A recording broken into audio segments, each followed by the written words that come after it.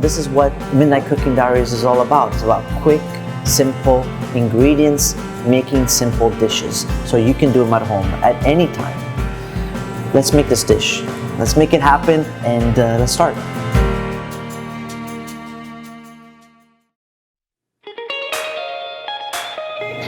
You know, one thing about my recipes, they're very much connected to my family and my past and my childhood. And this dish that we're gonna do on episode 6 of Midnight Cooking Diaries, it's called Sformato. A lot of people know it as a frittata, but the difference is that a frittata you cook on a stovetop and then you put it in the oven. A sformato, you just put it directly in the oven. It's kind of quicker, easier to make, and that's what we focus on Midnight Cooking Diaries, on easiness, simplicity, quickness, and deliciousness as well.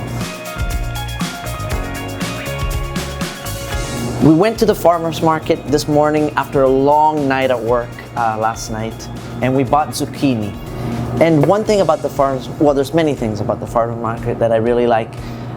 It brings me back when I was young, because my mom used to always bring me to the fresh market on a weekly basis to buy the vegetables, the seasonal vegetables available at the moment. And this dish also reminds me of when I used to come home from school, and my dad used to make a frittata all the time. It was one of his favorite dishes, and he was kind enough to always leave me a little piece, and sometimes it came out good, sometimes it didn't, and he was very honest about it. Like, he would tell me, oh, today's no good, don't have it. So it combines a lot of memories to go to the farmer's market. It's fun for me, it's pleasurable, it relaxes me after a long evening, and join me and see what I do there.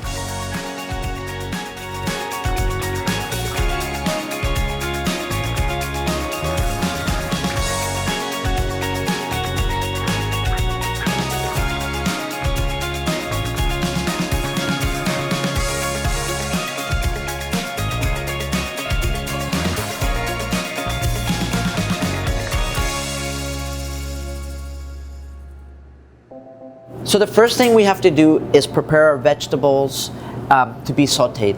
Our onion and our zucchini. We're gonna cut our onion. And for this dish, we need half of an onion. And we wanna try to cut it in thin slices, and then again, chop it a little bit into smaller pieces. Just like this. And we're gonna put it directly in our saute pan with a little bit of olive oil. There we have it. We're gonna put this aside, and now we're gonna cut our zucchini. And you can do it both ways, 2 ways. You can use a knife, which most likely this is what we do at home, right? Or I use a Japanese mandolin, which is a little bit quicker and more precise to get even slices. So I take the first slice off, and then we slice like this. So as you can see, you have precise slices versus my knife skills, which are not that precise.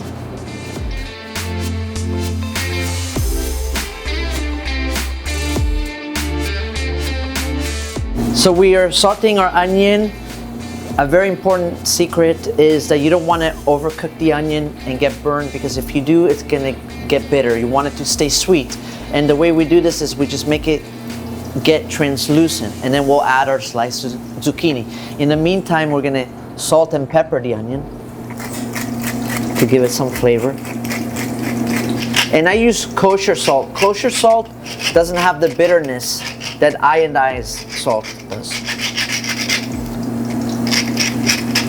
So it gives it the saltiness without any flavor. It's becoming translucent, and we're ready to add our zucchini.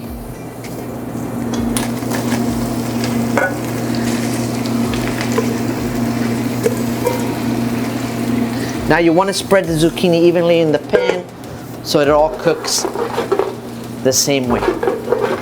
Otherwise, if you don't move around the zucchini, you're going to have raw zucchini on the top and very cooked zucchini on the bottom, and you don't want that. You want an even cook all throughout the pan. It's gonna overcook if it's in the oven and it's already cooked in the mixture. So we want to do it kind of al dente, like a pasta, not all the way through cooked, but kind of medium rare, like you would eat a meat.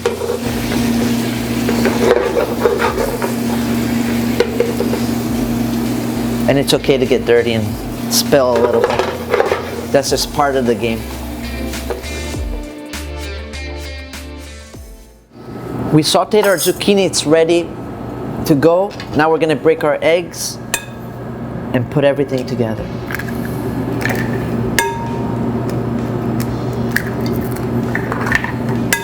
We use 12 eggs for this dish. Now if they're larger or smaller, use less or a little bit more. But you have to try to get the same amount of liquid. Last one. Now all we're gonna do is add Parmesan cheese, and I have grated already, or we can grate our own. So I'm gonna do a little bit of both so you can see. And I just use a handheld grater, and we have a big piece of cheese right here. Wow, it's heavy. So you can do it like this if you like, or you can always just buy grated Parmesan cheese already ready for the market. And you want about 2 handfuls of cheese. We're gonna mix it. And remember, we don't need to add salt or pepper because our zucchini already has pepper and salt. With the eggs, you don't have to overmix, you just have to break them and incorporate the cheese, as you see I'm doing here. That's all you have to do. And then now we're gonna add our zucchini mixture. Now, very important is that the zucchini releases some water and it has a little bit of olive oil, extra olive oil, and so we have to drain it before we put in our egg mixture because we don't want too much liquid besides the egg in our sformato, because otherwise it's going to be very watery inside the oven and it's not going to cook through and become solid enough for you to cut it. So here we go. As you can see, I use a spoon that has some holes and it allows the liquid to go through and keep the zucchini on the spoon. And as you can see, we still have some juice here, but we're not going to put that. We're going to mix and just incorporate it. There you have it, as you can see. Now we're going to put this aside and we're going to prepare our pan. And what I use is a pan spray original. It just so it doesn't stick when you're baking, and it's very easy to cut it and lift it up. It'll come right out without fighting the pan. Now this is a very simple trick and you don't taste it, but you need it. It's some breadcrumbs. So you can buy these at the market. I make my own. I just toast some bread and chop it up, but you can always buy it ready at the market. And we're gonna coat the Pyrex pan, just like this. Now as you can see, I kinda over poured the breadcrumbs and we're just gonna coat the edges until we got everything covered. And then take away the residue. Now we're gonna put our mixture in the pan. You see how easy it is. It's like 1, 2, 3 steps. Doesn't really take long at all to make. Very simple. Actually, I'm gonna put this here so you can see it better. You spread it out evenly so it's the same height all throughout the pan. And we're gonna put our cheese. And what this is gonna do, as you can see when we take it out of the oven, is gonna create a nice crust. And you need to put in abundance. You need to make sure that it's all covered. Like this. So where you almost don't see the zucchini or the egg mixture anymore. And for Parmesan cheese, the more the merrier, because it just gives it a wonderful deep flavor to it. We're gonna put this in the oven, 350 degrees for 25 minutes, and then you bump up the oven to 450 for another 5 minutes. And it's all ready to go. You take it out, let it cool, and then we serve it.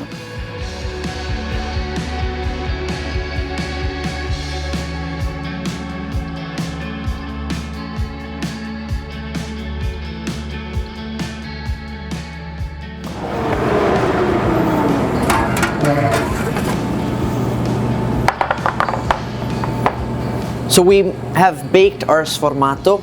We waited a little while, let it cool down so it can cut better, and now we're gonna plate it.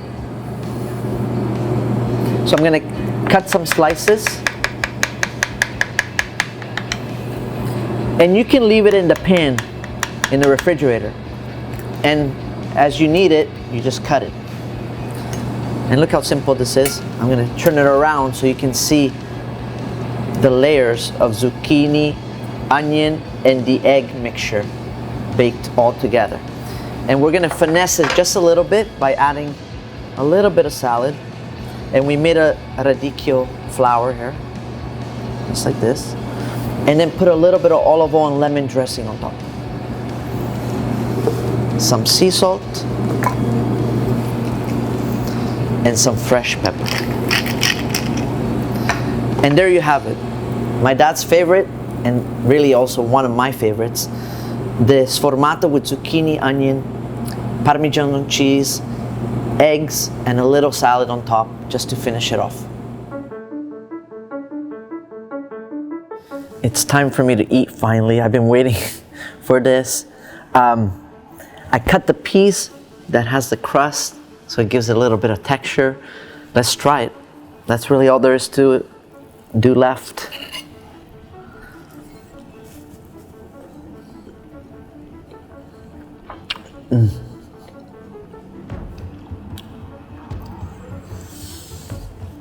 The first thing I taste is the zucchini, our organic zucchini that we got at the farmer's market. The eggs. The last thing is the Parmigiano cheese. It's so balanced. And then the little salad with a little bit of olive oil and lemon dressing gives it a little bit of a kick. It's a perfect dish. And we're here in my dining room. And believe it or not, it's early in the morning. We stayed up all night to film this and to make our dish. And it's a perfect breakfast dish. You can eat it for breakfast, but also as a snack during the day, at midnight when you get hungry, or any other time of the day. Perfect. You can eat it cold or warm. That's what this dish is so beautiful for. And it also, as soon as I take a bite, takes me back, like I said before, to my childhood and to many, many memories. And that's what I love about food. It's about making it, tasting it, and going back in time to when I first had these flavors in my mouth. So I hope you enjoyed this dish. It's very simple to make. I hope you try to make it at home and enjoy it. Buon appetito, and we see you next time.